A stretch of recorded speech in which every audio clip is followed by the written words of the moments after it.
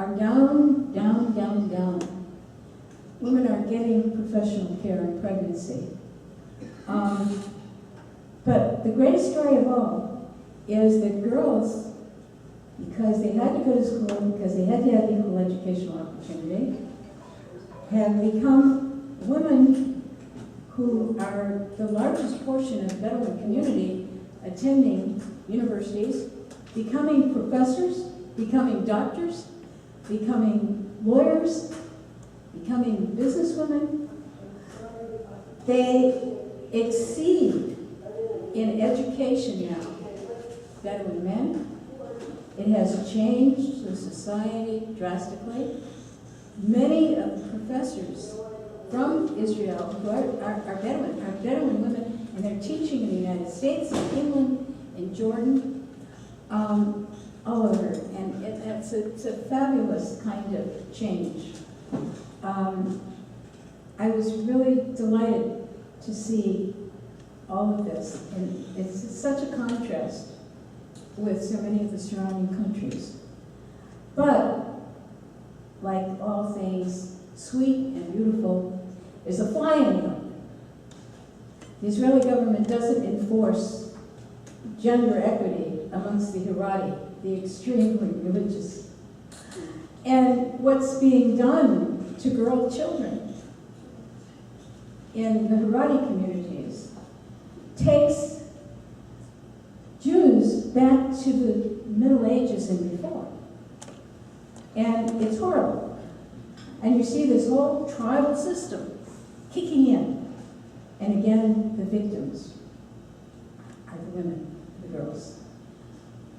They don't necessarily think of themselves as victims, but they're denied the educational opportunities, they're married off at an early age, and they're subject to seclusion at prayers, because if men see women in a prayer service, they stop thinking about God and they're distracted. So instead of putting blinders on men, they put women behind curtains and in the back. And it's the same thing in Islam. And one of the things that happened that brought me very close to all of this, one day I continued my research in South Lebanon well into the 90s. I think I only stopped around 2000. And I was doing research in Israel and Lebanon, and Egypt and Jordan and all of that area. I was a psychologist. I was examining. And one of the things that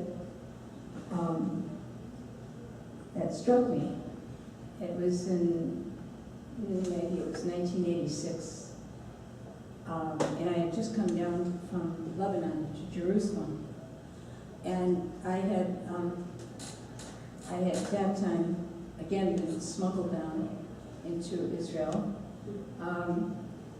That time though, I had been with the UNIFIL forces in southern Lebanon as a journalist. I have several hats. And